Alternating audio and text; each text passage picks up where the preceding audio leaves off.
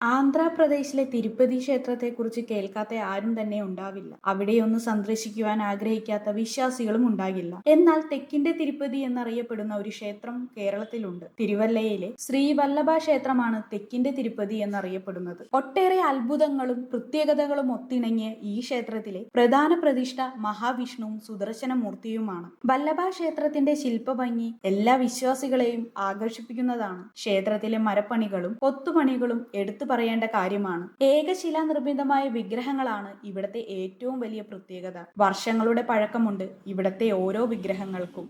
ശ്രീവല്ലഭ ക്ഷേത്രത്തിലെ പ്രധാന ആഘോഷമാണ് ഉത്തര ശ്രീബല്ലി. എല്ലാ വർഷവും മാർച്ച് ഏപ്രിൽ മാസങ്ങളിലാണ് ഈ പൂജ നടത്തപ്പെടുന്നത്. ക്ഷേത്രത്തിന്റെ കൊടിമരത്തിനുമുണ്ട് പ്രത്യേകത.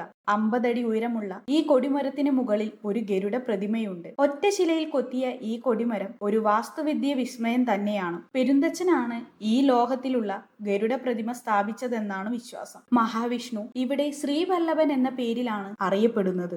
മുഖ്യദേവനായ മഹാവിഷ്ണുവിനെ 5 വ്യത്യസ്ത രൂപങ്ങളിൽ സങ്കല്പിച്ച് 5 പൂജകളാണ് ഇവിടെ നിത്യേന നടക്കുന്നത്. നിത്യവും അത്താഴ പൂജയും കഴിഞ്ഞ് ദുർവാസാവ് മഹർഷി ക്ഷേത്രത്തിൽ വരികയും പൂജാദികൾ നടത്തുകയും ചെയ്യപ്പെടുന്നുണ്ട് എന്നാണ് വിശ്വാസം.